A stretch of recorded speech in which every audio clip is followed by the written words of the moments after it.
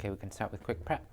Om Gyanatimarandasya Gyananjana Shlakaya Chakshuranmilitam Yena Tasmai Shri Gurave Namaha Namo Vishnupadaya Krishna Prishthaya Bhutale Srimate Bhaktivedanta Swami Nityanamane Namaste Saraswati Deve Gauravani Pracharine Nirvishesha Shunyavadi Pashtatya Deshatarine Jai Shri Krishna Chaitanya Prabhu Nityananda Shri Advaita Gadadhara Shivasadi Gaura Bhaktavinda Hare Krishna Krishna Krishna Hare Hare Hare Rama, Rama Rama, Hare Hare.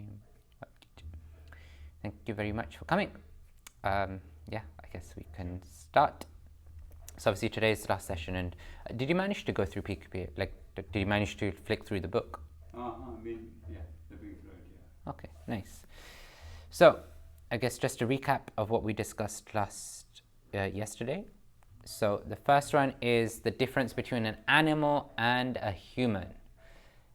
All animals eat, sleep, be merry, right? Eating, sleeping, mating, and defending. But what separates us is, as you said yesterday, this idea of consciousness, this idea of the ability to understand God or connect to something spiritual.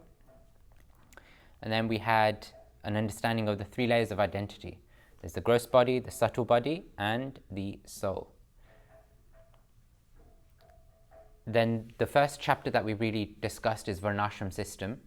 And Varnashram literally means it's basically a social situation, a social system that positions us in social society based on these brahmacharis, grihastha, vanprasanyas, or in English, student life, married life, retiring life, and retired life.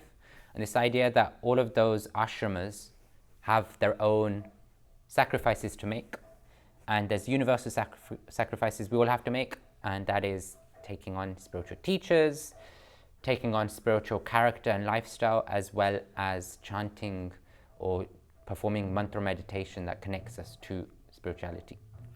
And then the Varnas was Brahmana, Kshatriya, Vaishya, Shudra, and in modern terms that's like thinkers, leaders, profiters, and workers.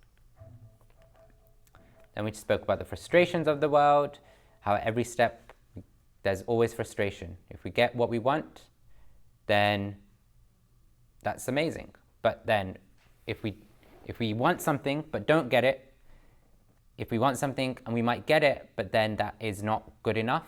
If we want something but don't get it, if we want something but get it, and then we might think that actually it's not what we thought it was. And the other thing is that we might want it, we might get it, but then we find out that even when we get it, it's short-lived. So then the blueprint of the Bhagavad Gita, it goes through 5 topics. The identity, we are a spirit soul living in a material world, performing activities, and to perform activities we need time. And beyond all of this is God, or Ishvara, and the system to connect to God, Ishvara, is yoga. And then we spoke about the different modes, goodness, which I won't go through, passion, and ignorance. And then we spoke about how we also need to transcend the mode of goodness, because we want to not just get to the train platform, but we want to board the train to Krishna. So this idea that the train is pure goodness, the platform is goodness. To get onto the train of pure goodness, we also need the boarding pass of devotional service. And ultimately, then that leads us to love of Godhead, which is Brahma. So today we'll cover the last 5 sections of Perfect Question, Perfect Answers. And they're all quite interlinked, so we won't go through too much of the content, and then if there's more questions or something we can take. I guess we'll try and aim to finish at about 1:30, I think. Yeah, that makes sense. Cool. So the 6th chapter is about the perfect devotee. Who is the perfect devotee? So in this diagram, this one, which we brought up yesterday as well, we spoke about how animals eat, sleep, mate, defend. And the thing that separates us is this idea of learning to understand God. How do we actually go from living a life where we're just bodily conscious and focusing on eating, sleeping, mating, and defending to becoming God conscious or Krishna conscious? How do we do that? Association, okay. But what's the main crux of what we need to do?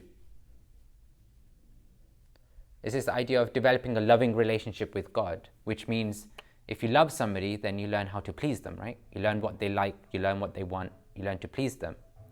And sometimes that means that you sacrifice what you think you want or what you want. When we talk about this diagram that I brought up a few times now, I think, then we see that most of our life we're actually performing activities that, let me just, if I can find the mouse. Okay, here. Most of our activities orient around satisfying the 5 horses,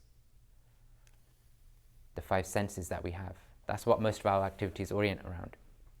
But the art of becoming more spiritual, the art of progressing in our spiritual life and becoming a spiritual person, is to go, okay, the senses, the horses want to go in their own direction, but let me rein the horses in such a way that it then pleases God. Because at the end of the day, the soul, which is us, the passenger here, we're just going for the ride in the body. But if we really want to take control of where we end up, where the chariot ends up going, then we need to control the horses, control the senses, and say no to things that aren't pleasing God, and accept those which do please God. And for that, there's a basic principle that spiritualists, not just in ISKCON, not just in Gaudiya Vaishnavism, but even generally across the board, we see most spiritual paths will have some sort of austerities that we have to perform. Because actually, every living entity performs austerity in some way. The difference is that animals are forced to take austerity, whereas humans, we have the ability to take optional austerity. Like, for example, if you think of animals who are wild animals, they're forced to sleep outside in the cold. They have to perform that austerity of sleeping outside. But as humans, we have the ability to take on optional austerity. Either for family we take it, like who likes to go to work 9 to 5? But people do it because it's an austerity they're taking so that they can support the family. And that's just for family. But for spiritual life, we can take the austerity to please Krishna, to please God. And there's 4 principles that are defined. So no intoxication, no illicit sex, no gambling, no meat eating. And I'm sure are you familiar with these? Or no, not much? Yeah, there's some controversy about that, right? Because they said they are, like if you call them demigods, like the drink they used to drink called soma. Soma is basically liquor, toddy. And all the Kshatriyas ate meat. Okay. So, I mean, in Vedic times, meat eating was allowed. So I don't know where this came from. So in the Srimad Bhagavatam, it's described that when Kali started to progress, the age of Kali started to progress, then Kali was searching for a place to reside because he needed to exist somewhere.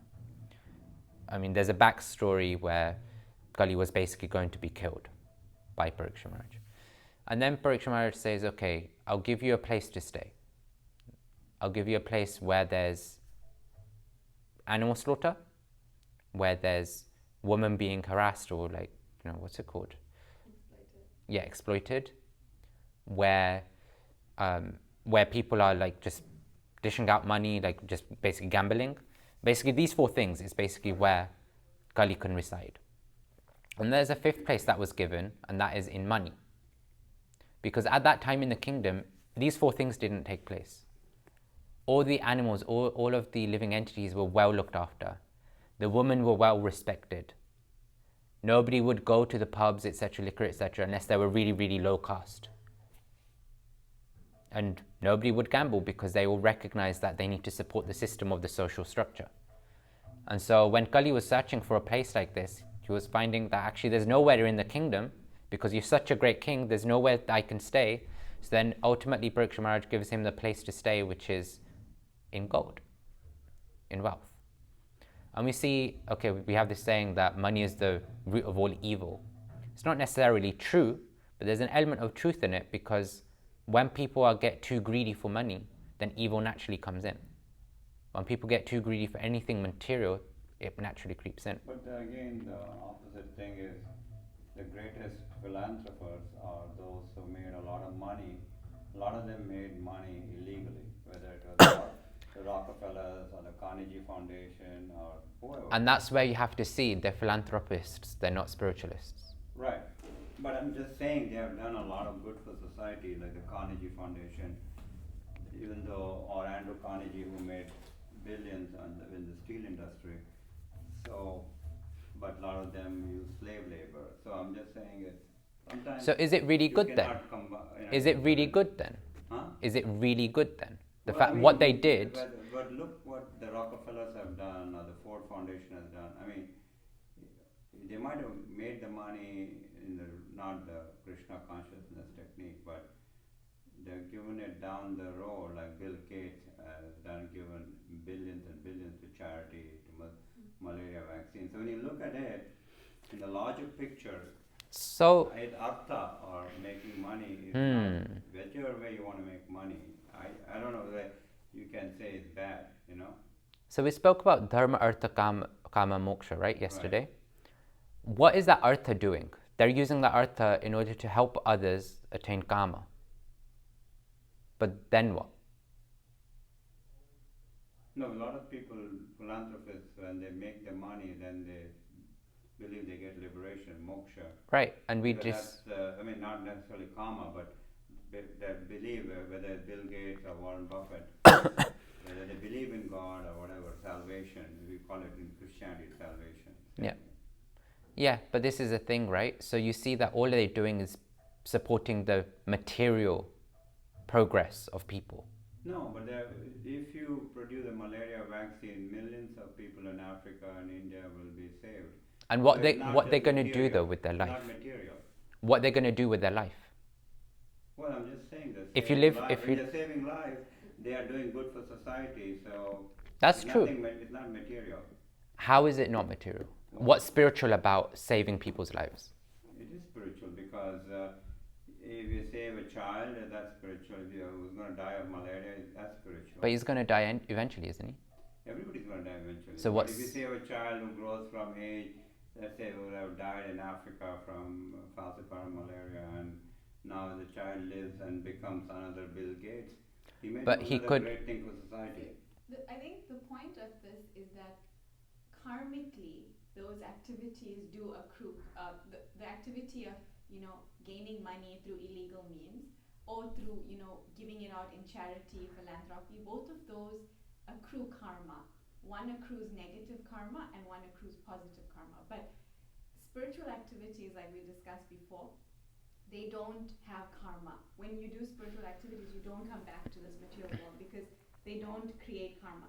Both these activities, they create karma, whether it's good or bad, Correct. which means you still have to come back in the cycle of birth and death, right? Because Right. remember we were saying there's no loss or diminution. Correct, in that's spiritual chapter 2, activities, right? Verse 42. That verse I showed you. So that means that when we do spiritual activities, like activities related to progressing on our spiritual journey, then there's no karma. Then it's like you're only gaining in your spiritual bank account, there's no diminishing. Right. But in the material sphere, you're doing good works or you're doing bad works, it's like a material bank account. Correct. It's increasing, Good karma, bad decreasing, karma. increasing, decreasing. But that means you're still going to come back next life to pay off. If you do good things, you come back in an opulent position where you've got lots of wealth, and then then that karma, you lose that karma because you're already enjoying the benefits of it. Then at the end of that life, it's finished.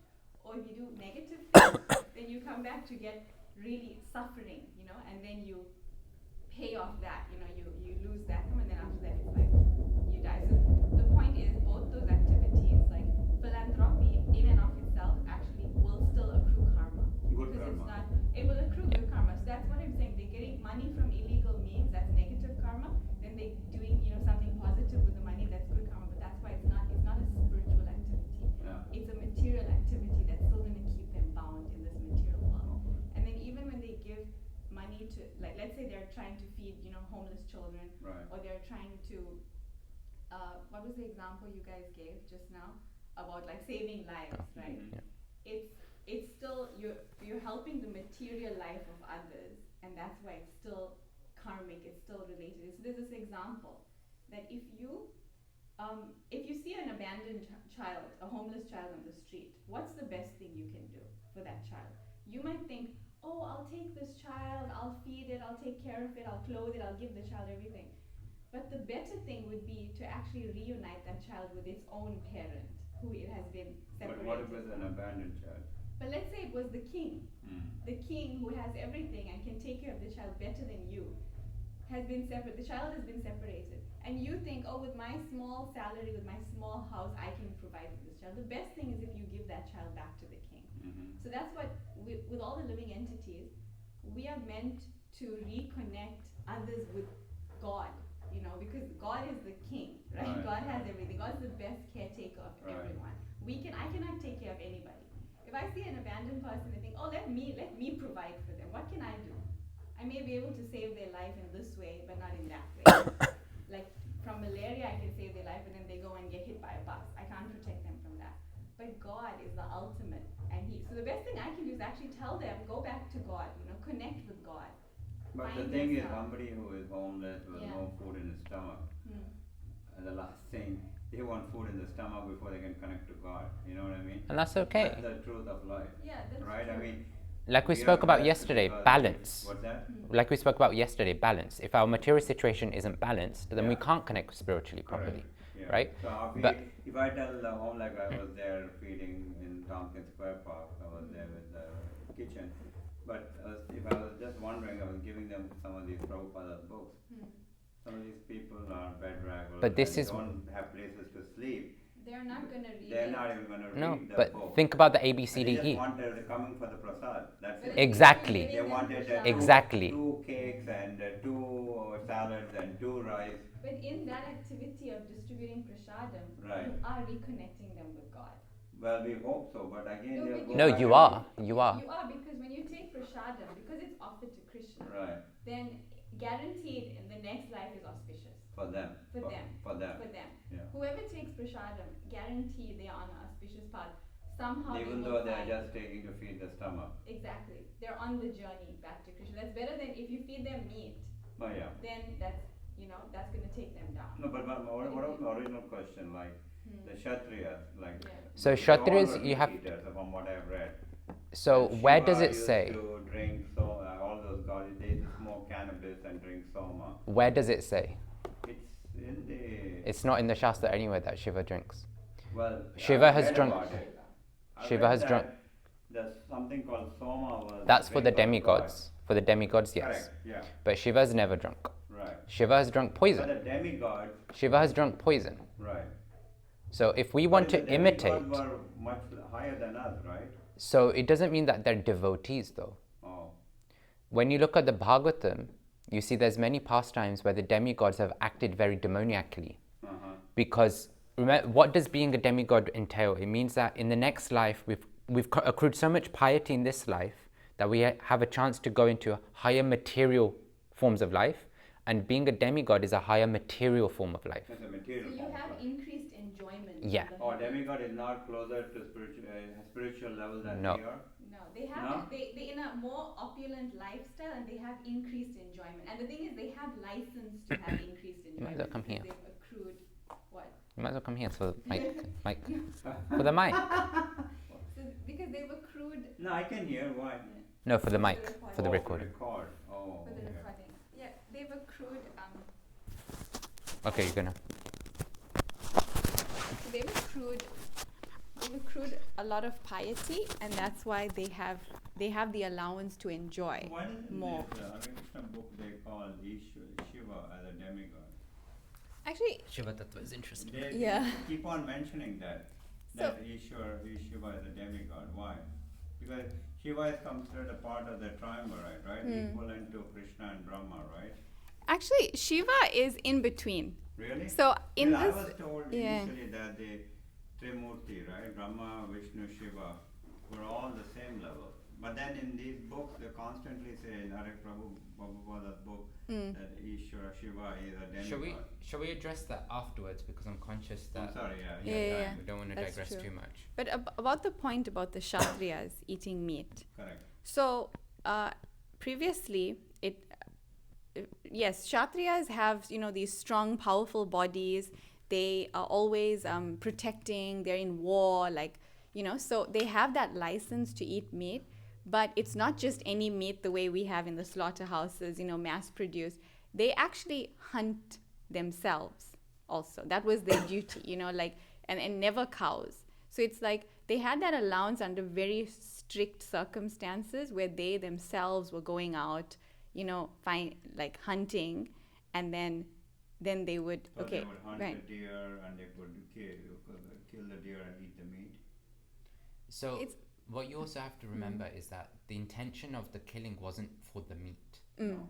The intention of the killing was to practice and to make sure that they can be strong Kshatriyas. Right. In warfare. Yeah, in warfare. You can't practice that on humans because the idea is that you're protecting all the living entities.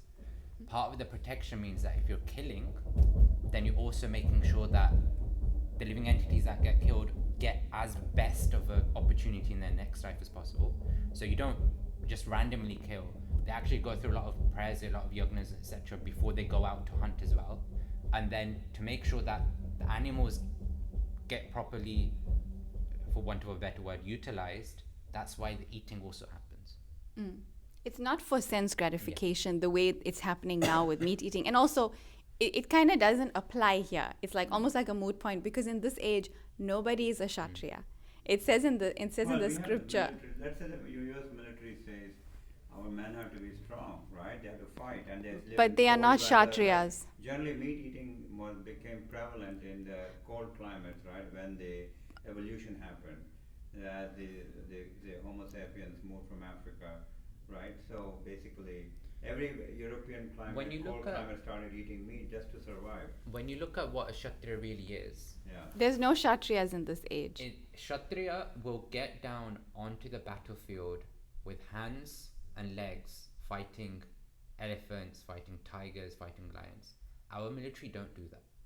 They use weapons that destroy not only people but buildings, that destroy the future generations with their poison and Right. So there's actually no this in the scripture it says that everyone in Kali Yuga is a Sudra actually. Is a Shudra. We are all Sudras. So it's very difficult to be a qualified Kshatriya, much harder to be a qualified Brahmana. So in this age, it's kind of like all these things that we have in the scripture. People who in the military, For- because a lot of for them look namesake, at the they're Indian Kshatriyas. military, right? All the people who come mainly were from the Punjab, Haryana heartland, their ancestors were all Kshatriyas. Yeah, but just because ancestry is Kshatriyas doesn't mean we're Kshatriya. If my father's a doctor, does that make me a doctor? No, No, right? not I have to be doctor. qualified. But I'm just saying. You have to be qualified to be a Kshatriya. Right. And Just they're not because your qualified. father is a Kshatriya doesn't make you a Kshatriya. Just because my father is a Brahmana doesn't make me a Brahmana. I have to be qualified to be a Brahmana, right? Right. Same way you have to be qualified to be a Kshatriya even if your ancestry was Kshatriyas. Right. But in this day and age, we don't really have Kshatriyas. Yes, we have fighting going on. So for namesake, Yeah, like the to, military are Kshatriyas. to fit into the categories that would describe the Right. Varnas, you can say, okay, there's teachers in society, Brahmins, but are they real Brahmins? No, they're not real Brahmins. There's military, there's administration happening, there's government. We can say Kshatriyas, but they're not real Kshatriyas. So it's like that, and we have the mercantile class, which is like Vaishyas, Vaishyas. but they're not really Vaishyas because look at what they're mass producing, poison and selling it. So it's not, it's like a perverted reflection of the Varna, the four Varnas. So it's like, that's why all these things that we read about like how, okay, Kshatriyas do this, Brahmins do this, all these things, it's hard to apply because who is qualified in this age to call themselves that, We're just lucky to be Sudras. To be honest, if we're not following these four regulative principles, this is just human life. Mm. This brings us to the platform of human life. We're not following this, we're actually mlechas. Wow. Lower. That's what Prabhupada says, Really? Yeah. And when you look at the four principles, there's a reason behind what they exist. They're not just random things just to avoid certain things. It's in the Bhagavatam. It's in the It's a verse. Bhagavatam, and they represent four things. So, no eating is about this idea of compassion, because then you're caring and thinking about other living entities as opposed to just yourself. No intoxication is about cleanliness, keeping it's cleanliness. Depends which Yeah. around you see it. Mm. Cleanliness or austerity, but cleanliness because you're keeping the inside of your body clean. No illicit sex is about austerity. It's described that sex is the backdrop of the material world. It's the highest, most enjoyment we can have in the material world. So by abstaining from doing it outside of marriage, etc., then you're having to perform austerity, right? Because animal nature is find something that you really like, go and get engaged in it. No gambling is about truthfulness, because gambling entails cheating, lying, all these things. You're trying to get something without working for it. That's what gambling is. So that's cheating. Yeah. You know? But basically, everybody now, like, let us, just for example, let's say you have funds in the ISKCON movement and they're putting it into whatever, stocks, IBM, Pepsi, whatever. Basically, in a way, the stock market is also gambling because we Yes. want our It depends. amount of money in the foundation to increase, and the best way to do that would be the stock market or real estate. So even real estate is again a form of gambling. Yeah, right? it depends. So in a way, it's very hard. Right? Investment is different to gambling. Gambling is you're basically trying to get your money to work very quickly and very in a short period of time, Right. because then you lose everything or you gain everything. Right. But investment is intelligently being informed about where you're putting your money. It's going to a good cause. It's going to a spiritual cause. It's going to do so many other things for society, and then also the company is reliable, etc., etc. Then you're investing your money, because investment means that you're using your intelligence to put the money in a proper place. Gambling means you might think, okay, these stocks are going up, company's going to buy something great. I think it's going to be really good, so let me put my money in, and then a couple of months later I'll pull it out. A couple of days later I'll pull it out. So there's still a difference between gambling and investment, but I take the point. It does get great. Right. Okay, so I will skip over this one because we kind of went through it. So oftentimes when we talk about things, when we talk about this idea of austerities or anything in life, two things come up. One is, do we have destiny or do we have free will? Good one. Because in spiritual life, we get so many things. Sometimes people don't get things, and then we're thinking, okay, like, should I work for something in material life, or should I just let whatever's going to happen because it's meant to happen anyway? Biggest thing that people say, if God wants me to come to God, then it'll be in my destiny and God will bring me closer. Of course. Right? Yeah. Right. But what we see is that in the Bhagavad Gita and also the Bhagavatam, it's described about 5 factors of action, which are broken down into 3 constituents. So the first one is the soul. The soul really only desires and endeavors. I, as a spirit soul, I have a desire to do something. And what do? Once I desire it, I'll endeavor for it.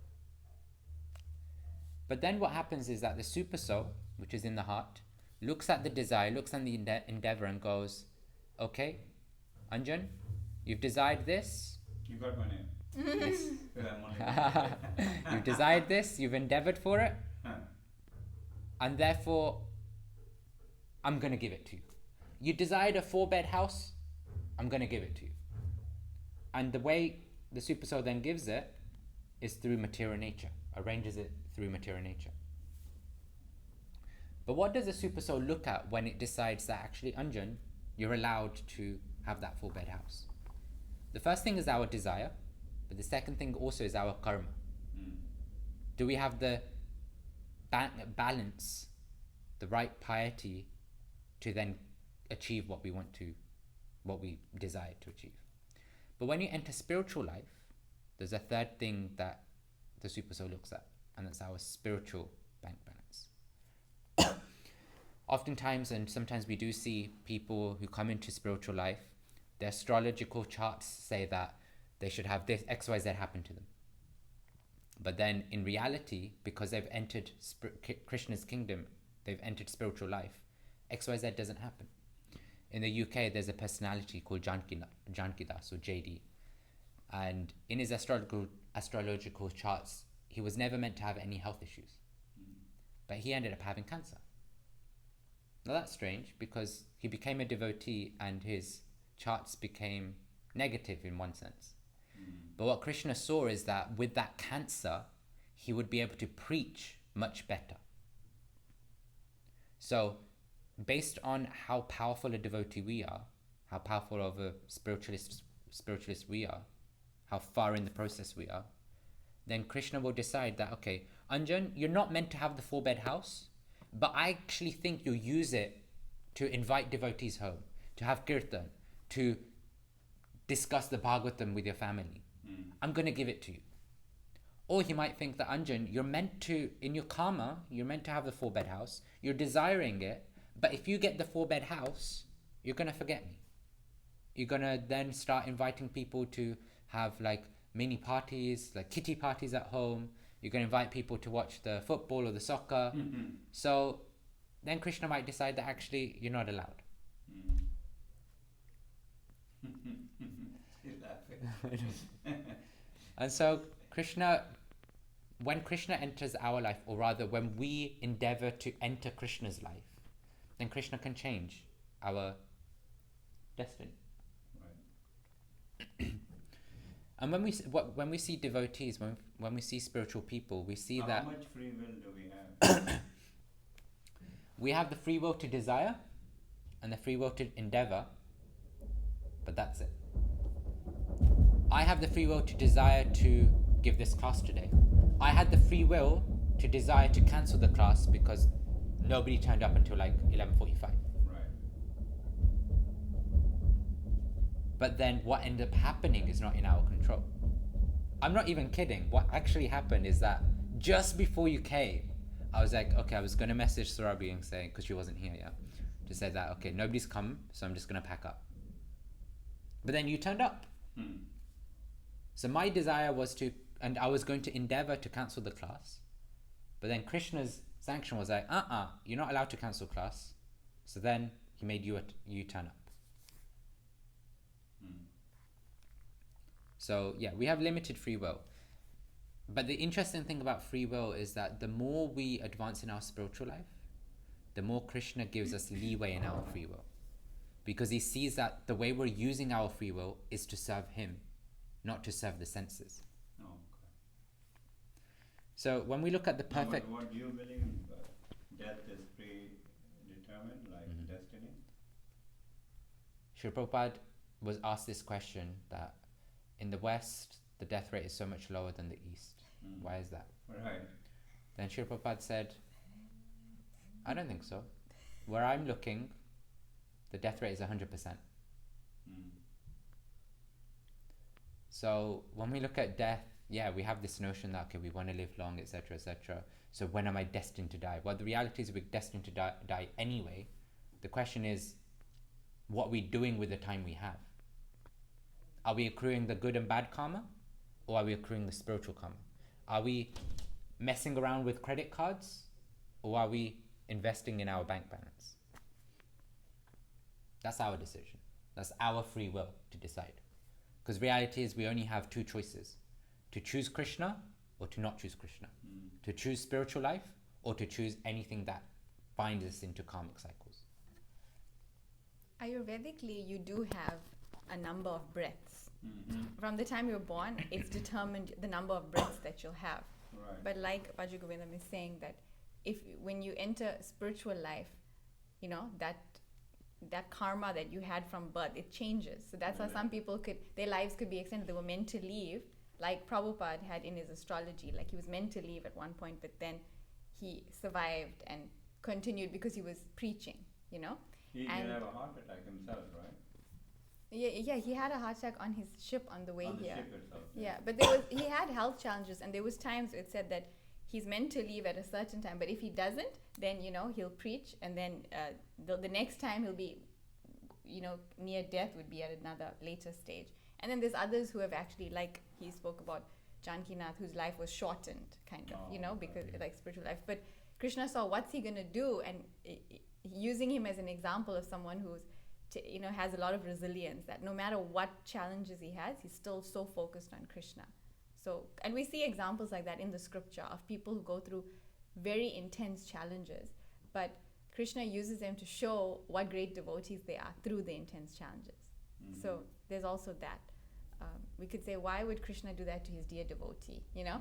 But actually, he's glorifying the devotee, saying, look at how great his devotion is, because look at everything he's gone through, but he still maintained his full 100% focus on Krishna.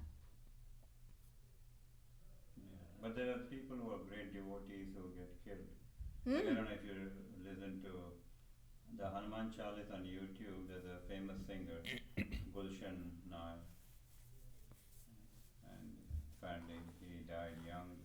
They killed him, they shot him, and he was, some drug gang. I don't know what it was in Pune or Bombay or something. Yeah, but Sometimes we have to see that. Oftentimes we say that, okay, devotees aren't affected by things like this, right? yeah, But the reality is that maybe he was meant to have something else, but Krishna decided that because he's a devotee, let's have him come back quickly. quickly. He might in his astrology, he might have basically had a long-term disease. That Yeah. he'd be struggling, and then Alzheimer's kicks in. He can't even think about Krishna. He can't even chant Krishna's names. Right. He can't do his singing in the studios. Right. But instead, Krishna's like, he's remembering me now. Take him. Take him now. Mm-hmm. So that's a possibility. Yeah. Obviously, it's I can't say that that's what happened. No, we can't It's say a it, speculation, but Right. it's an example of what could have happened. Ultimately, Krishna knows what he Yeah. decided. But some people will take the same example and then turn it the other way and say, it doesn't matter, this person sang Hanuman Chalis, which has been viewed a million times, and look, still he died early, right? So either way, if you are a materialist, you might say, enjoy this world and this life, because you really don't know what is out there. Yeah, and that's why in the first session we went through authority, right? Right. Because in modern day we used authority based on what we're seeing around us. We're just using our senses and our logic as our authority. But we see every day that that authority falls apart. We make so many mistakes each day. We thought we saw somebody, but actually it was somebody else. We thought, okay, I understand what's going on here, and then somebody explains another angle, and they say, oh, my perception of the situation completely changed. Mm-hmm. And so we have to find the right authority, and at least in my case, I see that the Vedic literature is the authority because I see that it stands the test of time. That's true. From a material perspective, it stands the test of time, and then it's guaranteed because it's a trusted brand. The way I explained it, that even spiritually it will showcase. And even there, you can see living examples of people who are following the spiritual aspects of the Vedic literature and see how they've transformed their life. Look at a lot of the Prabhupada disciples Mm-hmm. come from breaking all of those 4 regulated principles that I was talking about. Completely, every day. Not just once in a while, but every day they were engaged in intoxication, in gambling, in illicit sex, in meat eating. Mm-hmm. But now they're some of the greatest leaders that we have. Wow. Because the formula works. If you apply yourself to the formula or apply the formula to your life sincerely and seriously with intent, as we've been talking about somehow each day, action with intent, right? Action with intent. Then the transformation will happen. Right. But you have to be open to it and you have to give yourself to it. Just attending the classes and saying, yes, this makes sense, but then going home and then just going, okay, that was a nice class, now let me go back to Netflix, let me go back to my coffee, let me go back to everything. No, we have to learn to take some discipline in our life to go, okay, I've heard this, now let me apply it in life. Yes.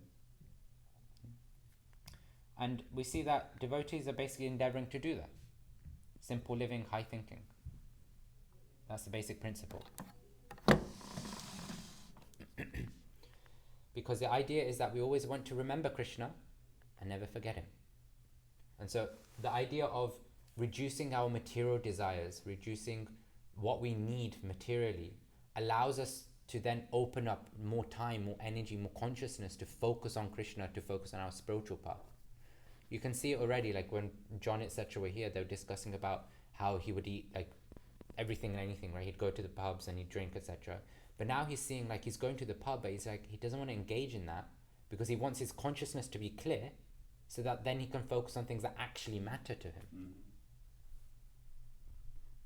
Because then he's opened up an avenue to now remember Krishna and think on higher purposes. So that's that chapter. Then the second one is acting in knowledge of Krishna. So one of the main things that Srila Prabhupada really talks about in this is karma. What does karma mean? Action and reaction. Yeah, so mostly people talk about action reaction, but often it's referred to the accumulated reactions to activities.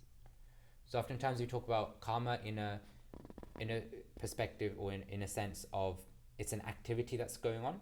You know, I'm doing my karma.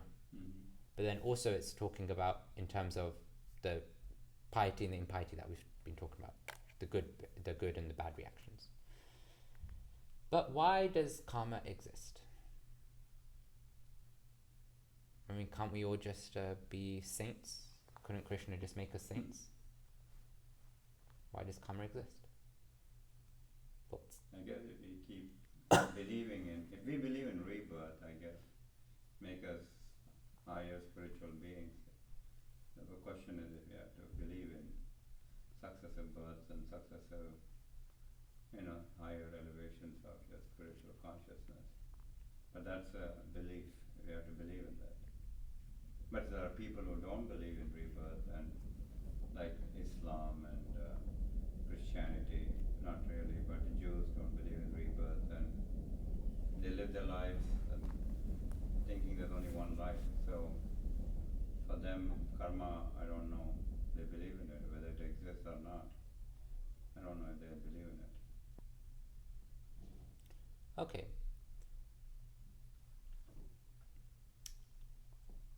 I'm trying to think if there's...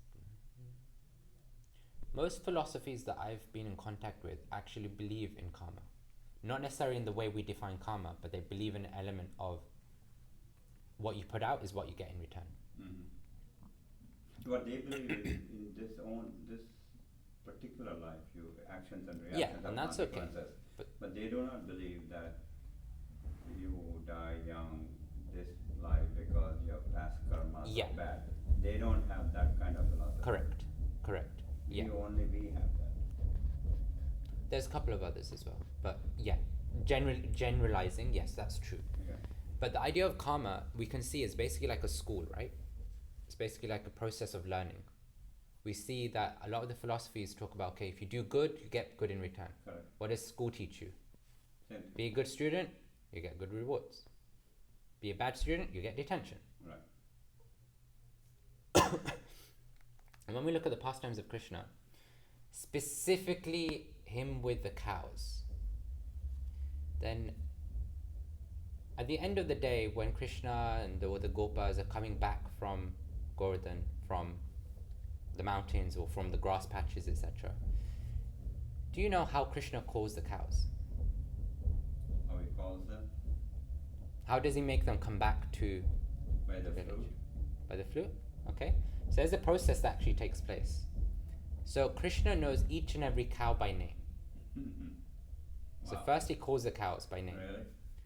But then naturally you've got those pesky ones who don't listen, right? I mean, we all know about children who don't listen. So when you call their name, imagine your child, right? You've got 2 daughters, I think, right? Yeah. How old are they? 25 and 27. Okay, might not work with them, but imagine them 10 years ago. Right. Upstairs in their room on the phone. You're calling them down for dinner. What do? You first call their name, right? Right. What's one of your daughters' name? Nikita? Nikita. Okay. You're calling Nikita, dinner's ready. Right. What happens? Nothing happens. She doesn't listen. She doesn't listen. No, they're busy in their laptop. So she doesn't listen, right? Right. So then the next thing that happens is Krishna plays the flute. Right. Saying, going, Nikita, maybe like making some sound so that she hears you more. What happens? Still doesn't listen, right? So then Krishna blows his horn to the cows. What do? Right. Nikita, come down! Right, yeah, shout. Right? We start shouting. Right. But even then, sometimes they don't listen, right? So what do you do? No stick, right?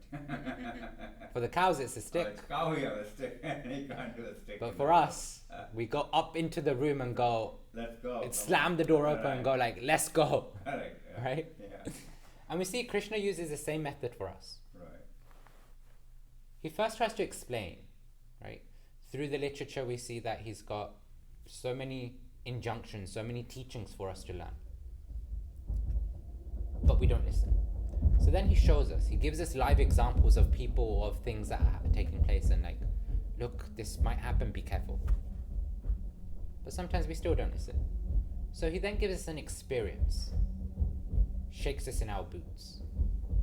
And sometimes if we still don't listen and learn, then rebirth. Reborn. Because we need to learn the lesson. What's the point of school? To learn the lessons, right? Right. And I don't know if that happens in US, but in India it used to, obviously, whereby if you didn't pass your exam, you retake the year. Yeah. In the UK that doesn't really happen. I don't know. Does it happen in the US? Here everybody gets pushed forward. The same You with know? UK. Here they Same don't with you. really fail you unless you're, I guess, so bad, Right. right? Same in South Africa. Yeah. They don't really fail. It's like embellishment. But see, like, the Indian system is that if you didn't pass the exam, you retake the year. Correct. Because Or you need to lose- learn, you need to learn the foundations lose before you a get to the year next or year. Whatever, 6 months. Yeah. Yeah. Right. That's how it is at university Mm. in Right. South Africa, Yeah. at least. In university, it's like They fail, don't you kick fail. in. They don't push you. They Yeah. don't push you. Yeah. But here it's unless you don't attend classes at all, Right. then you lose a semester maybe in Mm. college. Yeah. Right. So that's what Krishna teaches us. He's saying that this world is a place for you to learn what you need to learn. But if you don't learn, then you're going to have to keep coming back until you learn the lessons. And we see that Shastrically there's 3 types of intelligence described. First type of intelligence is one who learns by hearing. If you take a small boy with fire, a small child with fire, maybe you've got a fireplace at home, I forgot what it's called now, or candle, whatever. Then you tell, or let's go with a fan. Fans are best examples, right? The fan, like the standing fans. Correct. What does a child want to do? Put your finger in. Right. Right? So you tell the child, no, look, don't put your finger in, it's not good for you. It's not going to be good for you. But the child still wants to put the finger in.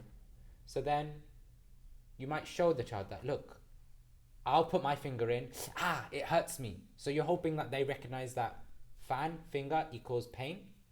Don't put finger in. Mm-hmm. But sometimes you get pesky children who still don't listen. So what do they do? What do the parents do? They turn the fan on really, really low, then take the hand of the child and put it in just enough to prick Right. the finger, right? Right. So then the child then learns that, oh, it hurts, I don't want to do it again. And so these 3 types of intelligence are basically hearing, seeing, experiencing. And a lot of us fall into one of these categories. I mean, all of us fall into one of these categories. But how intelligent we are depends on which category we're in. If we see things, see what's happening in the Shastra, hear what's happening in the Shastra, but we still don't apply it into our life, we still think, okay, this doesn't apply to me, then Krishna will show us that actually there's other people that it's applying to who are similar to you, maybe it will apply to you. And if we still don't learn, then he'll go, okay, you now experience it so that you can learn the lesson. But if we still don't listen, if we still don't learn the lesson, then we have to keep learning the lesson until we've learnt the lesson. And that could mean rebirth. Another principle that is then talking about, that Prabhupada talks about with regards to acting in Krishna consciousness, is this idea of developing saintly qualities. Because when we talk about saintly people, when we talk about devotees, spiritualists, they carry themselves with a certain charisma, with a certain mode of operation, right? And so in the Bhagavad Gita, there's 2 types of qualities described. One is divine and the second is demoniac. Divine qualities are mainly based on selflessness. This idea of we're thinking about others, we're putting other things or other people before me. So naturally that brings itself humility. Humility because more important than me is you. Tolerance, because you might see, okay, Anjana's done something very bad, very wrong to me, but it's okay because I know he's on his journey and I'm going to appreciate and respect that what he's done is out of character, but I'll tolerate it, I'll be quiet, I'll accept as much as I can, or I'll walk away, but I won't thrash out at you because I want to be compassionate towards you. I want you to feel Krishna's love through me. So even when you're doing something wrong, I don't want to be the one to thrash out at you. I want you to experience Krishna's love through me. And the third one is patience. Because sometimes people want to change, they want to improve, they want to be better.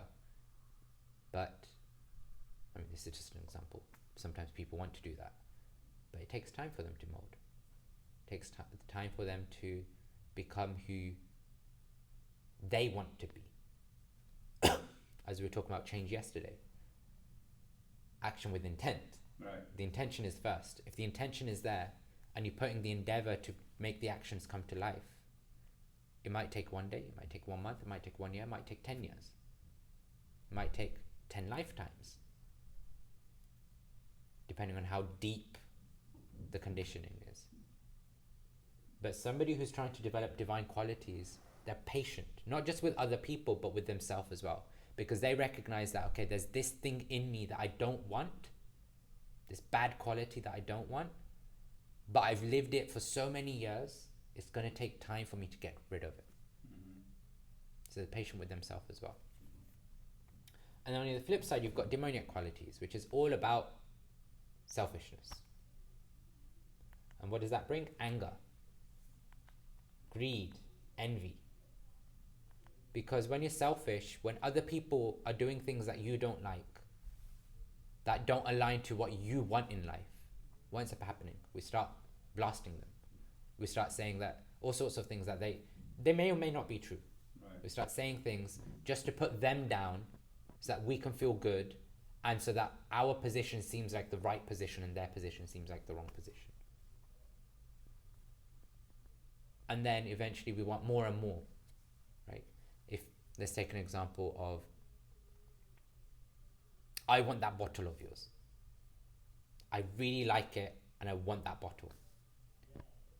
If you don't give it to me, then I might get angry on you. Like, Anjan, like, I'm your teacher, you should give it to me. And then if you still don't give it, I might get greedy. I might be like, okay, by hook or by crook, I'm going to take it. And that's a showcase of my envy. That you've got something that I want. If I'm not allowed to have it, you're not allowed to have it. So I might even destroy the bottle. Because if I can't have the bottle, then I'm just going to burn everything down. So we see, I mean, these are like high level of the qualities of demoniac and divine. And in the Bhagavad Gita, many chapters, Krishna talks about the divine and demoniac, especially in the 16th chapter.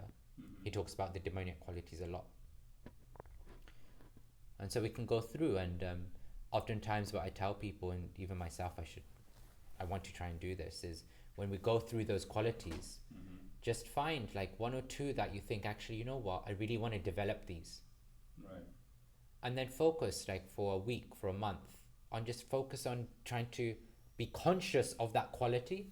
And whenever you're faced with a situation where you're being tested, then if you're consciously aware that this is a quality you want to develop, then even if it's artificial, you'll be like, okay, let me practice this quality.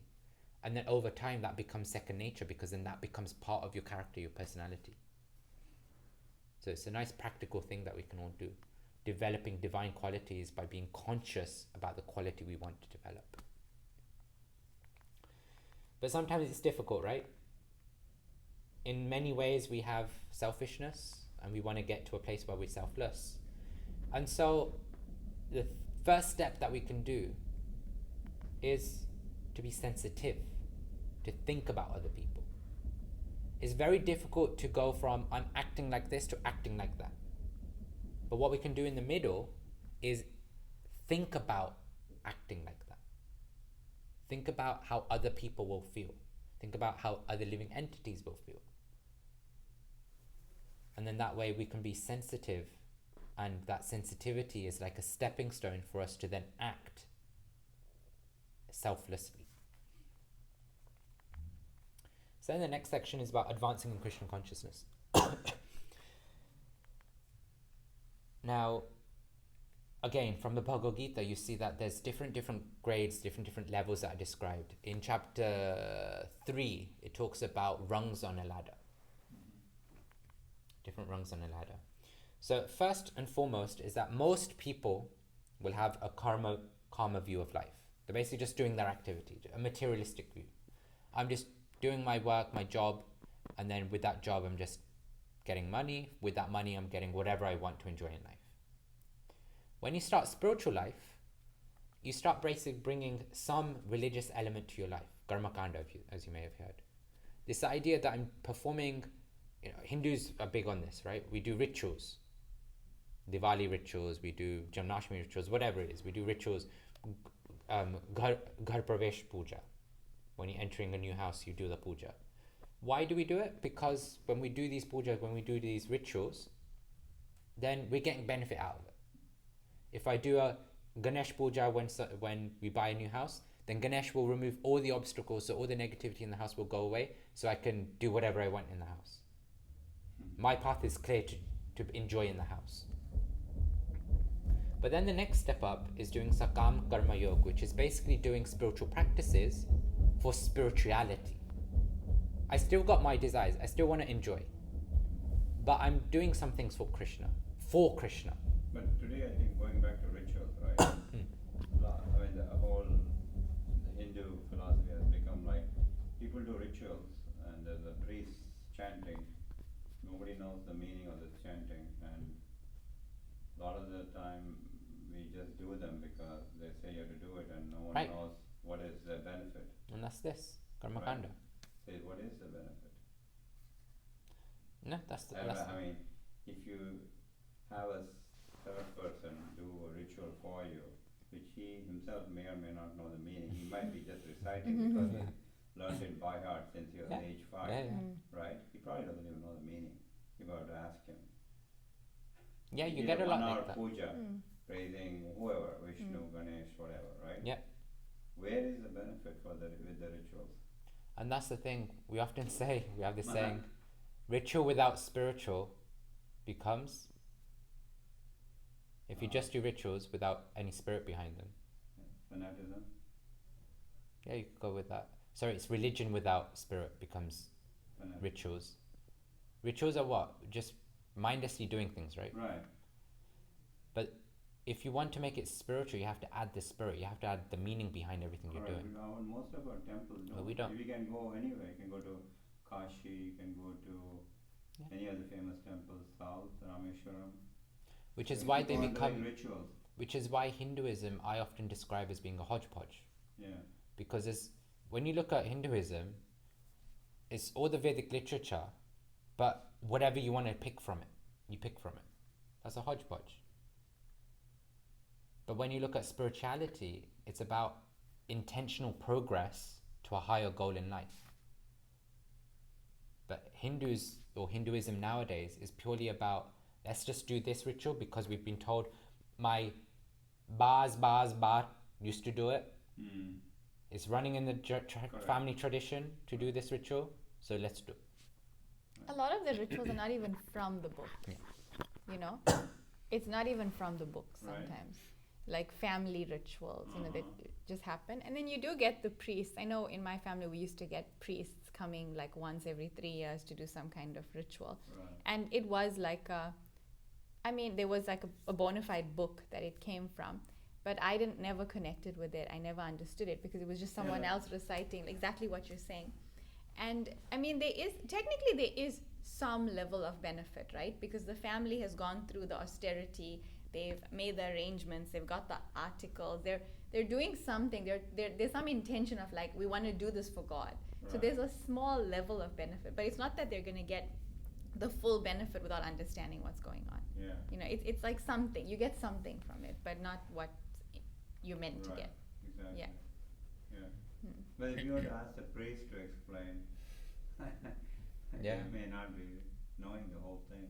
And sometimes it becomes like a business with Yeah, the it's a priests business also. because It's like you're paying them or you're giving them, and then it just That's becomes. what it is, right? Yeah. That contaminates the whole endeavor when Exactly. it becomes about money. That's all it becomes about money. Yeah. Which is why when you look at Krishna consciousness or ISKCON, yes, there are rituals, but the spirit is given behind the rituals. When we're doing yagnas, I don't know if you came on Radhashmi and Abhishek. How was and it for stuff. Janmashtami? Yeah. Yeah, Janmashtami or Radhashtami Radha, on I was not Wednesday there. last week. Janmashtami was there, yeah. Then you'll see that if you were to speak to the pujaris, if you were to speak to any of the priests, etc., they'll be able to explain like why we're doing what we're doing. What does the Abhishek mean? Why do we do the Pancharatrika. Pancharatrika Vidhi and stuff like what is all of this? Why do we do it? They can explain it, because what Srila Prabhupada really emphasized is not blind following, which is what rituals become. That's what happens, yeah. But he encouraged being independently thoughtful, in the sense that, okay, there's something that we're doing, do it because that's a good thing to do, but find out why we're doing it as well. He didn't want people to just accept what he was saying. He wanted people to understand what he was saying, and then test whether that makes sense or not. Right. Because it's a spiritual science. It's not just a faith. Yeah, because we just for years since I was a child, I used to go around Ganesha 3 times, right? Right. No, I used to do it because everybody did it, and then do the namaskar, right? Right. But then nobody said why you do it 3 times, why not 4, why not 10, right? Yeah, Srila Prabhupada actually gave us the books, and in the books you see so many reasons about why certain things are happening. You know, how many times does the commambulate Tulsi or the temple deities? You know, different things. It's like in the nectar of devotion. It's given, but the point is we have the source. Once we have it, like from an authority, like we can read it and we can say, okay, this is why we're doing it. Right. That's what Srila Prabhupada gave us. Right. And when we don't have that source, and we don't really do anything that we haven't seen in the scriptures. We don't follow anything that we haven't seen in the scriptures. We follow whatever we do is because we've seen it in the scriptures somewhere. Yeah, right. So that's why we want to come away from karma kanda activities. Oh, that's what it is. That's what you're trying to show, to get away from karma kanda. Yeah, because this is lower than practicing sakam karma yoga, which is Sakam doing karma. spiritual activities for Krishna's benefit. Oh, okay. We might have, well, it's not for his benefit, but for Krishna. Hmm. We might still have desires, like I might still want the 4-bed apartment. That's okay. We're still going for it because we want to enjoy it in that 4-bed apartment. But then we're also doing some things for Krishna. It's this idea that I'm doing one activity for Krishna, one activity for myself. One activity for Krishna, 2 activities for myself. One activity for Krishna, 10 activities for myself. But we're doing something for Krishna and only Krishna. Right. But even higher than that is Nishkam Karma Yoga. Nishkam is basically about everything I'm doing is for Krishna now. I want the 4-bed house, not because I want to enjoy in the 4-bed house, but because if I have a 4-bed house, I'll have more space to invite people, to invite devotees, spiritual people, to come over, have kirtan, have a nice talk like this. And that's why I want the 4-bed house. Otherwise, I have no need for the 4-bed house. But even higher than that is bhakti yoga. That's what. Doing things out of Chanting. love for Krishna. Right. Not just chanting. You may chant in sakam karma yoga, nishkam karma yoga as well, Right. because that's part of the spiritual practice. But the difference between nishkam and bhakti is that in nishkam karma yoga, I want to be doing what I like doing, but do it for Krishna. In bhakti yoga, I'm doing what Krishna wants me to do for him. Classic example is in UK, the manor devotees. So at the temple, obviously every temple will have cars, etc. Right? Like this temple has many cars as well, I think. But at the manor, we have like 3 or 4 cars from the devotees, from the residents. And so the residents, there was a specific devotee that was a mechanic, a car mechanic, and he said that I will basically repair all the cars for the temple for free of charge, and that's going to be my service. Right. So he always basically gave his time, like whatever time he was called, whenever it was, he would give his service to repair the cars for the temple. That's Nishkam Karma Yoga, because he's doing everything, all of his activities for Krishna and for the devotees. But then once that devotee was asked, like, okay, you're always repairing the cars, there's no car to repair right now, can you come over and help for cooking? Now he has a choice. He can say, no, that's not my service. My service is to repair cars. That's what I'm good at, that's what I'm going to do. Or he can say that, okay, the devotees need me to help cooking, I'm going to help cooking. That distinguishes whether he's a bhakti yogi or a nishkam karma yogi. If he's a nishkam karma yogi, he's going, my service is to repair cars. That's what I'm good at. I'm not going to work outside my duty. I'm just going to repair cars. I know I'm not repairing cars right now, but cooking is not my thing. I'm not going to cook. But if he's saying, actually, I don't know how to cook, but the devotees need my help in cooking, fine, I'll come into the kitchen and help. You'll have to teach me or whatever it is, but I'll help out with the cooking. That makes him a bhakti yogi because he recognizes that the devotees and Krishna need a specific service from him. Even though that's not in his nature, he's going to do it because it's what Krishna wants. So most people who come to the temple on a Sunday will fall between Karmakand and Sakam Karma Yoga. Most practitioners of spiritual life, people who you see or call as devotees, will fall between Sakam Karma Yoga and Nishkam Karma Yoga. And then you have the very elevated personalities who will say anything for Krishna, and they'll fall between Nishkam Karma Yoga and Bhakti Yoga. So we can use this ladder to see where are we, where is most of our life oriented around. Is it Karmakand? Is it Sakam Karma Yoga? Is it Nishkam Karma Yoga? And then what do we have to do to get to the next step? Well, Krishna also gives that in the Bhagavad Gita. Gives a hierarchy. First thing, the best thing to do is to always fix our mind on Krishna. Because if we're always thinking of Krishna, we're always thinking about how to please Krishna. What does Krishna want? But if we can't do that, then follow the rules and regulations of devotional service. Right? We spoke about the ABCDE. I'm sure there's other seminars that you've been to that have spoken about different principles, different practices, parts of the practice. We spoke about the 4 regulative principles. Prabhupada describes them as the 4 regulative principles of freedom because they take us away from being too absorbed in our senses. If not that, then we can work for Krishna. I'm struggling to always remember Krishna. I'm struggling to give up my tea and coffee. Okay, try, endeavor for that, but dedicate your work to Krishna. Maybe if you're outside working, then you can engage your skills in some service, whatever skills you acquire at work. Like for example, I work in IT. I can use some of my IT skills to help out with the temple admin or the temple technology systems or the website. Or I could use the money that I earned from the from my job and go, okay, there's this spiritual project I really like. Let me donate to it. Maybe you don't like donating to the temple room for whatever reason. Maybe you're not so fond of giving the Lakshmi into the hundi. But maybe you're thinking, okay, Bhakti School is a nice program. They're giving nice talks. I want Bhakti School to flourish. Let me give some Lakshmi to Bhakti School. So it's not that you have to just give it anywhere you want. Anywhere. It's that you can choose where you want to give it to, but make it a spiritual charity. Something that you feel invested in. And if not that, then Krishna says, donate to a good cause. And if not that, then look at other processes. Other processes meaning like yoga processes or mindful meditation, things like that.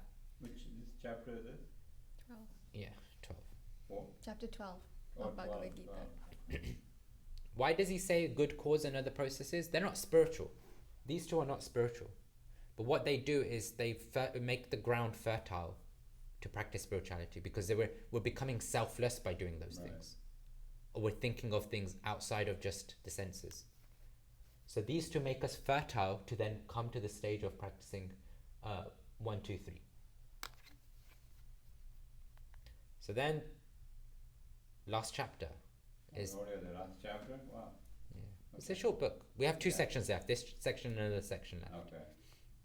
Deciding for the future. Deciding for the future. So we've been speaking about karma quite a bit. And we spoke about how there's 3 types of karma actually. There's karma, vikarma and akarma.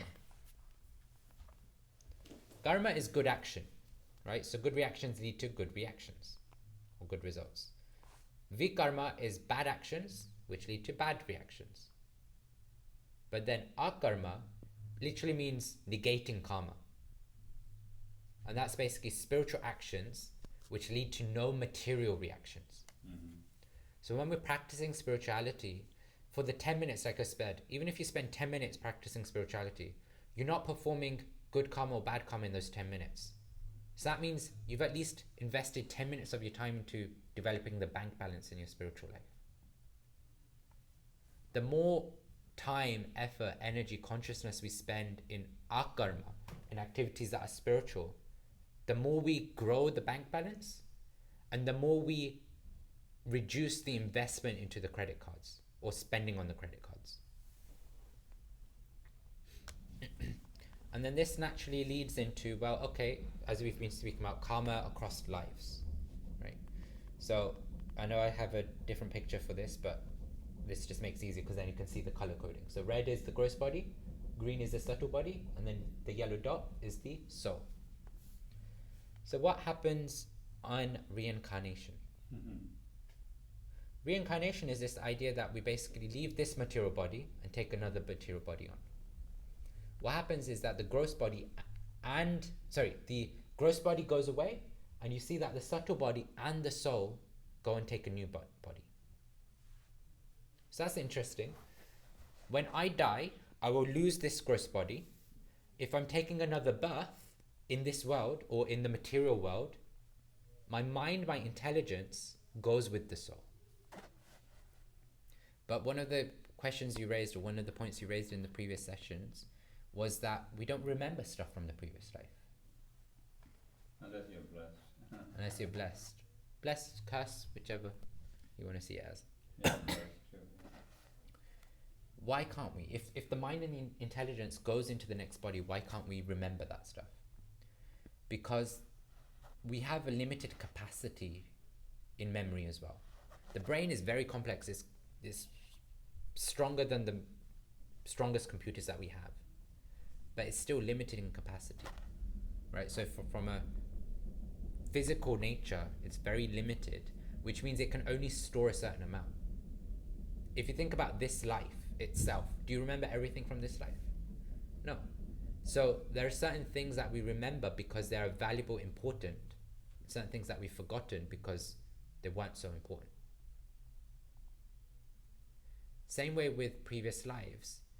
When we're young in this life, actually there is, I forget who it is, but there's somebody, a child psychologist I think, who had worked with many, many children, and he basically set out to try and understand, is reincarnation a thing? He was a non-believer actually. And what happened, he had researched many, many children.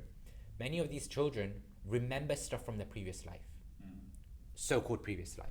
And obviously there's those which are phony, those which seem real, right? And he did the research. He basically took all the details from the child, and then took the child to the place, etc., and confirmed that everything is true.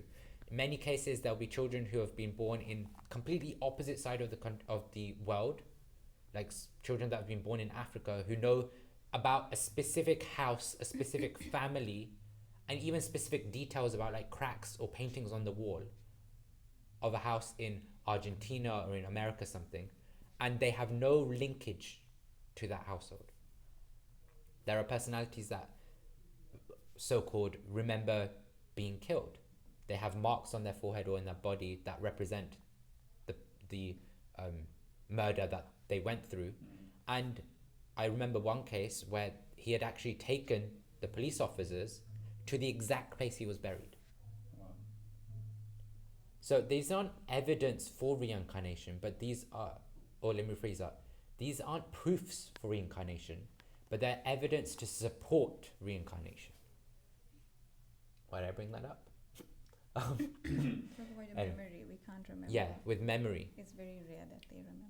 Yeah, it's very rare. And even in those cases, with the research, it's described that after a certain age, they stop remembering anything from their previous life. Because this life's memories have built so much. When The the child child. grows older? Yeah, I can't remember what age it is. I think it's like 5 years old or 6 years old that they stop, like, according to the research, they basically stop remembering a lot of their previous life. Like, obviously it's not a one size fits all, but around that age is when they start to stop. Okay. And because at that age, the consciousness in this life has started to develop so much that now this life has become so much more important. So that's reincarnation. Then liberation. What happens at liberation when we attain moksha or go back to the spiritual world? Only the soul goes.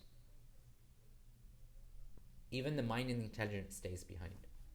Because what use do we have in the spiritual world where we're enjoying is described that every step is a dance, every song, every word is a song, every heart is full of love, and everybody's searching for Krishna. What use do we have of the material, mundane memories?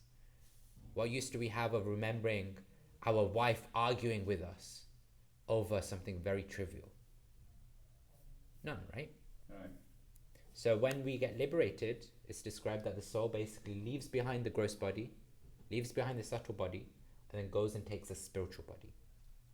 And where does the subtle body go? Subtle body also stays behind. Subtle body is just subtle matter. It's still material, so it just Right. stays behind. Oh. So then, concluding words, the last section of the book and the last segment of the course. So, there's the journey of a spiritual life. I spoke about how it's a spiritual science, right? I spoke about spiritual science. It's not just faith. Faith is a preliminary basis of science. Even in modern science, we have faith in a hypothesis. Therefore, we set out to prove the hypothesis or disprove the hypothesis. Spiritual life is exactly the same. We've got a hypothesis, which is a sambandha. Sambandha means the relationship with God, or literally means relationship, but in context, it's a relationship with God. The hypothesis of spiritual life is that we all have an eternal relationship with God, and if we reawaken that relationship, we can feel the love and we can feel happy. True happiness from within. The experiment is the abhidheya, because every scientific process, you have a hypothesis, then you perform an experiment to prove or to disprove, and then at the end you have a conclusion. That's the scientific process. Hypothesis, experiment, conclude. So the experiment in spiritual life is called abhidheya. It's the practice. And then the conclusion is prayojan. It's the perfection of spiritual life. So the spiritual science, the process of spiritual science is that you've got the hypothesis that we all have an eternal relationship with Krishna. And in that relationship is where we find the most happiness, the most peace. Because it's eternal. We've got a practice, like the ABCDE that we spoke about. And when you do the practice, when you put the experiment to the test, properly, sincerity with seriousness, then the conclusion or the expected outcome is that you attain the goal, the prayojan, which is that you attain the happiness that you really sought to achieve. And through PQPA, the Perfect Question, Perfect Answers, we see that Srila Prabhupada actually touches on all three of these. But the main element for anyone who's reading Perfect Question, Perfect Answers, or any spiritual book really, is about how are you applying it in life. The hypothesis is given, the perfection is given, but how do you go from the hypothesis to perfection is when you actually apply yourself to the spiritual process. And the practice involves three things. There's the process, the ABCDE, what you do. Then there's the lifestyle, how you're actually living your life. And then there's the character. Are you developing the divine qualities, the transcendental qualities? Oftentimes people think that if I just chant, if I just apply myself to the spiritual practices, then the character will come. I don't need to endeavor for the character separately. That's true. Right. But when you're really strong in your spiritual practices, the character will come. So in our stage, we want to endeavor for the character building as well. Because what happens is that when you develop saintly qualities, divine qualities, that supports our spiritual nourishment. And the spiritual nourishment will then increase our divine qualities. So they both go hand in hand. It's all good saying that spiritual life, we will get the character qualities anyway. But we're not so strong, we're not so pure, we're not so powerful enough in our spiritual practice that it flows into our character so much that our character becomes transcendental. So that's why we work on both in parallel. So that's why I was saying earlier, like we can go through some of those verses in the Bhagavad Gita and find, okay, let me pick out one or two qualities that I want to work on in this month. and then pick another one next month. And like that, we can develop divine qualities intentionally, which then we will feel more spiritual in our practices when we have those qualities as well. And I won't go through the verse, but this is from Bhagavad Gita chapter 2 if you wanted to go through it. But this idea that if we contemplate on material things, what ends up happening is that we become attached to material things. If I'm always thinking about having a car, then we become attached to the idea that I want this car, this specific car. And what happens is that then we become lusty after the car. By hook or by crook, I want to go after it. And then become angry, because if we don't get it, then it's like, I need it, I want it, it has to be mine. And then that might lead to delusion. We start maybe thinking that actually, I deserve this car. But actually, you may be only earning 10k a year, but the car is costing 50k. And you think, yes, I definitely deserve it. I'm definitely going to get it. And then you lose memory. Because then you forget what is right from wrong. You might start stealing. You might think that you can break into the car and take the car. And then ultimately intelligence gets lost. Because now your discretionary power is also gone. And ultimately what ends up happening is that if we contemplate on material things too much, then we fall down. Instead of rising up, we're so absorbed in the material things that we ruin our life. But what the Bhagavad Gita teaches, what Srila Prabhupada's always focus is on contemplating on spiritual things. Because when we contemplate on spiritual things, we become attached to the spiritual life. When we become attached to the spiritual life, our love for God will awaken. And then we become fulfilled in our life. Because we're fulfilled in our vertical relationship with God. Even if the horizontal relationships aren't giving us the happiness that we're after, the vertical relationship with God is, and therefore I'm still fulfilled. And that then brings us clarity, because then we can understand reality for what it is. We're not being optimistic about life just to avoid being pessimistic, because we're being realistic. And that reawakens our memory, our eternal memory of knowing who we are in relation to God, that we're a spirit soul, not this body. The body or our identity is made up of the gross, the subtle, and the soul. But of the three, the most important is the soul, right? Because a gross body, like I said, the death rate everywhere is 100%. The body's going to go. And the subtle body, yeah, we remember some things, but if we perfect our life, even that will go away. And then all we're left with is the soul. And in the Chaitanya Charitamrita, it's described that the constitutional position of the soul, Jivara Svarupahoy, Krishna Nityadas. The constitutional position of the soul is to always be engaged in loving service to Krishna or to God. And so when memory reawakens, our intelligence is spiritualized, because then all we're doing is thinking about how to please God, and then we rise up, because then we go back home, back to Godhead. And I'm sure you've seen similar pictures before, but this idea of rising up in love, how can we experience that? How can we see that? Well, pictures speak 1,000 words, right? The joy that we have when we're in Kirtan. Right. This is like a 24-hour Kirtan. Imagine the joy they feel in 24-hour Kirtan. Wow. Wait. Okay. Then devotees going on pilgrimage. Every morning they will set out in the dhams to go to different holy places, different temples, to see Krishna, to serve Krishna in different ways. More relevant for us, we're working outside, come home at the end of the day of a long shift at work, finding some stolen moments with Krishna. Right. Finding 10 minutes to read, finding 15 minutes to chant, finding 10 minutes to just sit in front of Krishna, in front of our altar at home, our sacred space, and just offering a lamp, offering some incense sticks, something. Or something that I hope that one day I may be able to develop the consciousness to do, is performing Dandavat Parikrama around a holy dham, holy place. Personalities like these will take a vow, an austere vow of going round the holy place with whilst paying obeisances. With what? Paying obeisances. So you know, you see people, Bowing down. yeah, bowing down. Bowing.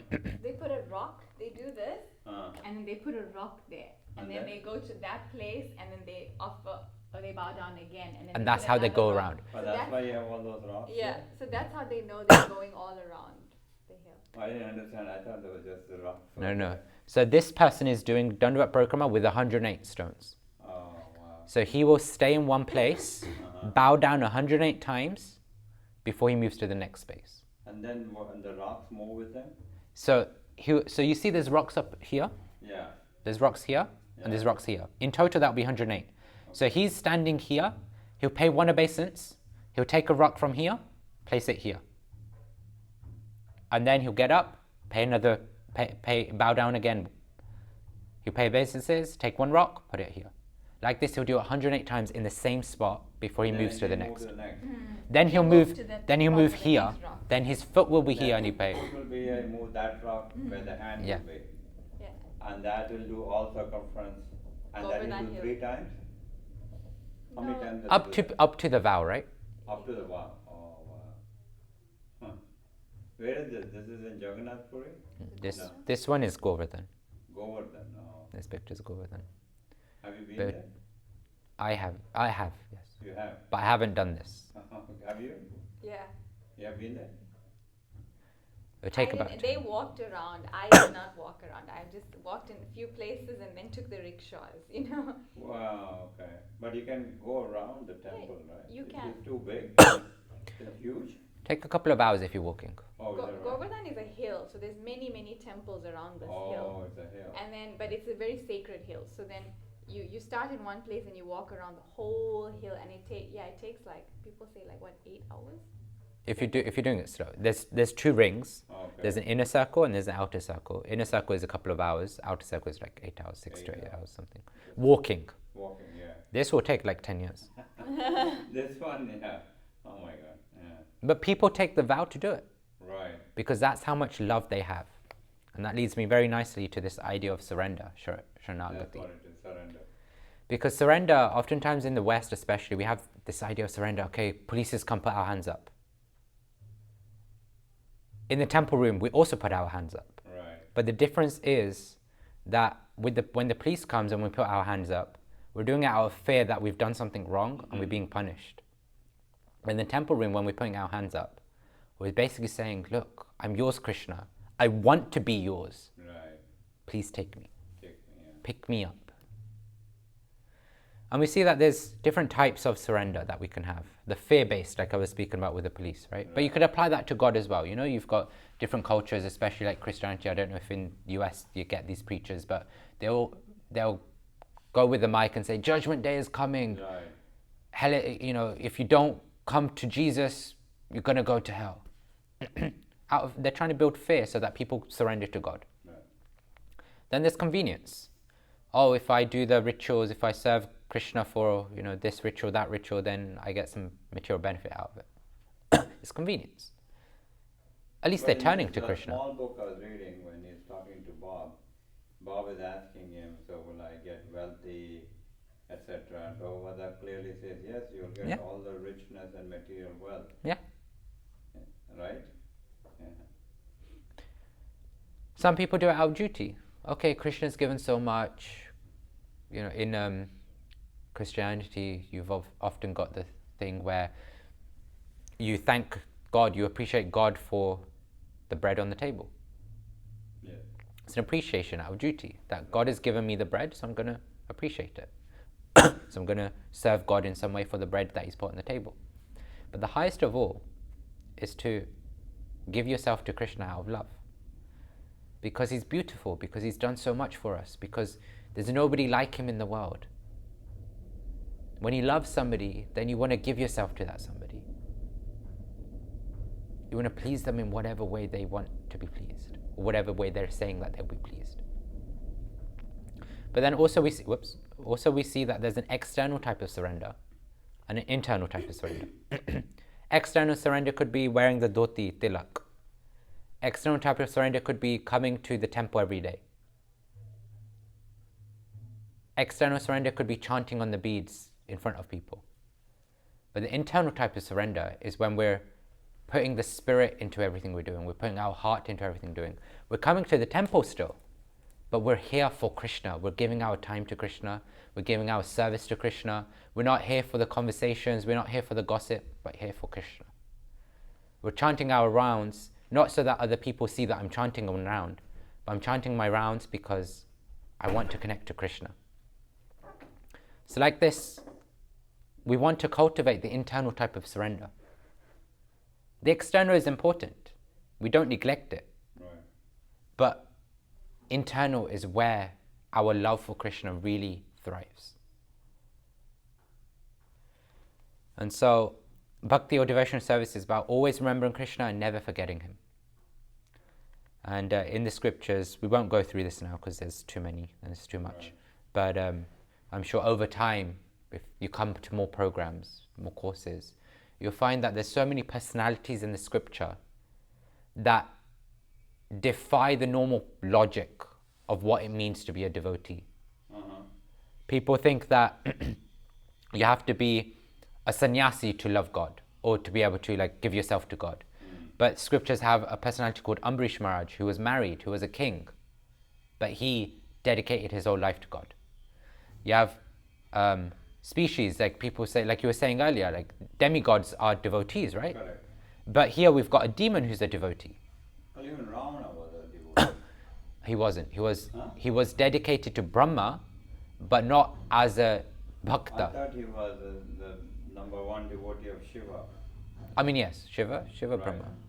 Yes, but he wasn't a devotee, because a devotee means devotion. Right. It means that you're giving your heart to the person. But what was Ravan doing? He just wanted Shiva's benedictions. So yes, he worshipped Shiva, but his mood of worship to Shiva was for benediction. Right. It was not to give himself to Shiva. Okay. Like this, we've got different things. Sometimes people say that spiritual life is only for when you get old. Uh-huh. But you have, in the scriptures, you've got personalities who are, like Dhruv Maharaj, who are 5 years old, who are practicing spiritual life. Oh. So like this, there's many different things. And if there's one thing that you take away from these 3 days, it's that spiritual life and any scripture in spiritual life is based on question answers.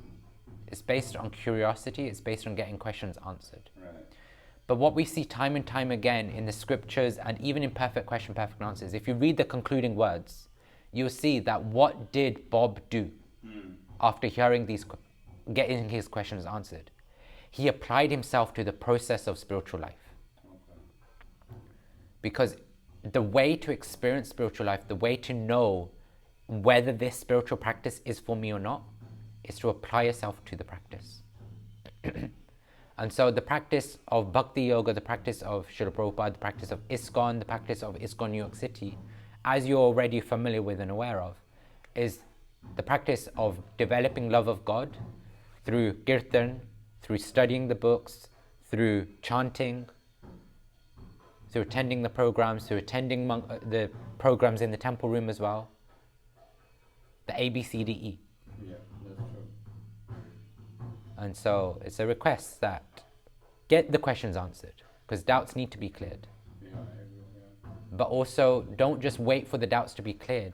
Apply yourself to the practice, because one magical thing you'll find is when you apply yourself to the practice, you find that your questions also get answered just by applying yourself. Okay.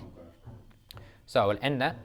Right. It was really nice, and surprisingly we didn't go overboard so much. Thank you so much. Thank you for coming. I'm glad you could do the class for just one person. Oh no.